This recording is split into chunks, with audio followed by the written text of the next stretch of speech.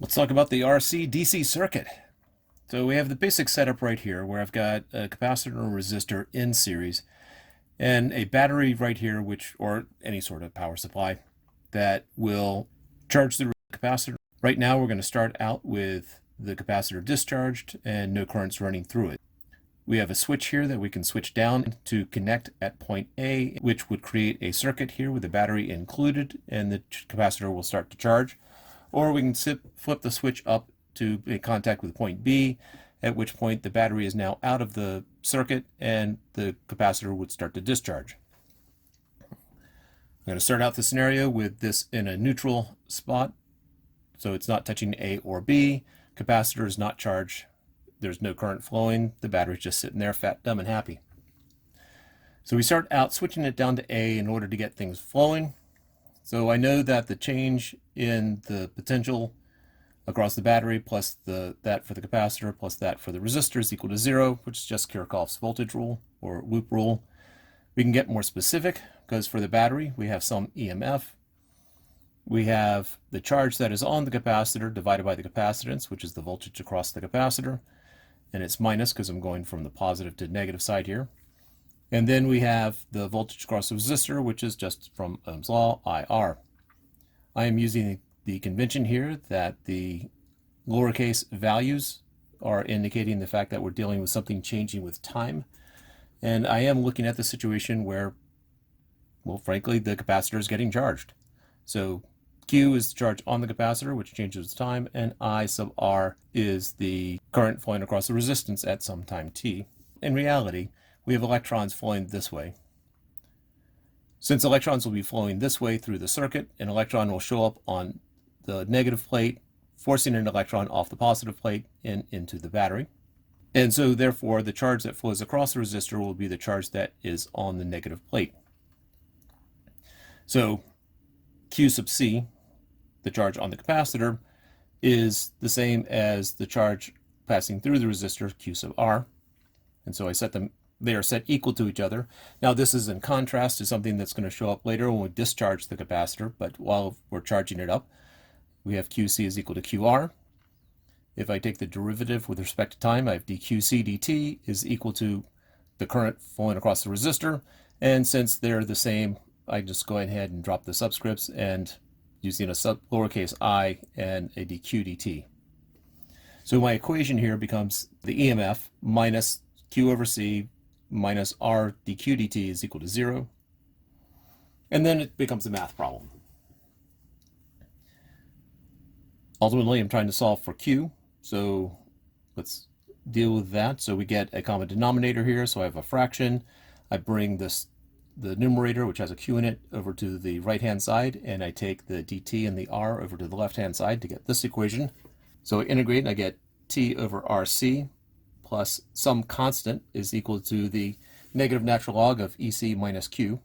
Taking that and, well, using just the rules of logarithms, we have epsilon times C minus Q is equal to E raised to the negative T over RC plus K1. Separating this out, this is E to this constant that we had down here, E to the K1 times E to the negative T over RC. And this E to the K1 is just a different constant, so I'm just going to call that K2. So I have some other constant, E to the negative T over RC. And so the charge comes down into this equation right here, solving for Q. We get epsilon C minus some constant, E to the negative T over RC. We can establish our constant right there. So at T is equal to 0, I know that the charge on the capacitor is 0. And ultimately, we find that K2 is equal to epsilon C, which is the maximum charge that we can have on the capacitor. And so my equation now becomes that the charge at some time t on the capacitor and flowing across the resistor is equal to epsilon C minus K2 e to the negative T over RC. We established that K2 is equal to epsilon C, and that's just the maximum charge on the capacitor. We can factor that QC max out, and we have that the charge is whatever the maximum charge will be times 1 minus e to the negative T over RC. And if we plotted the charge on the capacitor or the charge flowing across the resistor, it would look like that. So it gets closer and closer to a maximum value officially never quite reaches, but at some point, realistically, it'll be close enough. Now let's take our situation and flip the switch to B. And in doing so, we are going to take the battery or power supply out of the circuit. And again, I know for the purist, it's a power cell the way I've drawn it here, but I'm counting it close enough. So that flips up to here. So the switch flips up to B, and we just have a capacitor that's discharging. Now,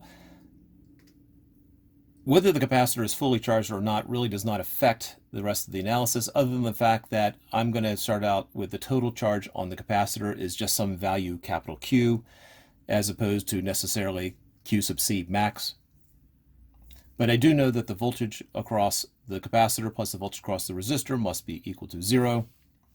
And so the voltage across the capacitor, Q sub C divided by the capacitance minus I sub R times the resistance is equal to 0. My current will be flowing counterclockwise.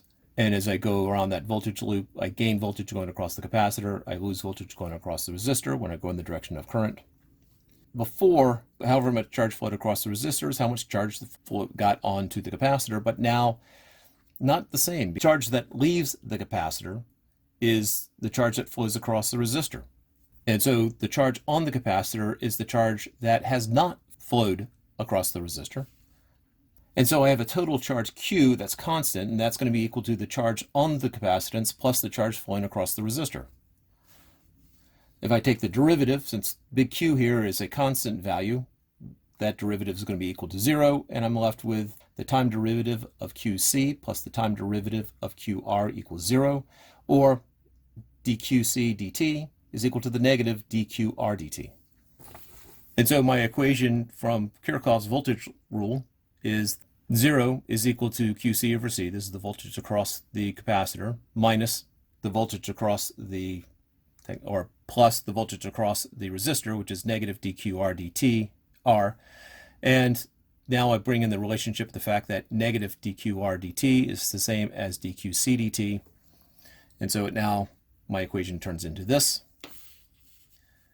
And then we go about solving it. I bring my differential part over to the right-hand side, split it apart like I've done in so many other videos, and presumably like you've done so many times, and then get all the Q's on one side, non-Q's on the other, and we end up with negative T over RC plus K1 equals natural log of QC.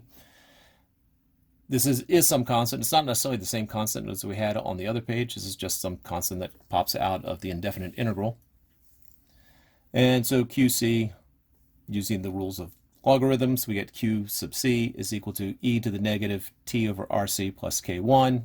Similar type thing, we end up with some constant e to the negative T over RC. We find the limits of integration here by setting T is equal to 0. QC is equal to capital Q, whatever that constant is, QC max if we had it fully charged. Therefore, QC is equal to whatever the initial charge on the capacitor was, e to the negative T over RC, and charge versus time would basically look like that, getting closer and closer to 0. And recognize from a more physical point of view that as the charge of the capacitor drops, there's less and less of a push of other charges off, and so the force on the charges here is much greater than the force on the charge here. And so it never quite hits 0. You never really get rid of everything, but it just gets closer and closer, and eventually, from a physics point of view, close enough. And that is the RC series circuit, charge and discharge.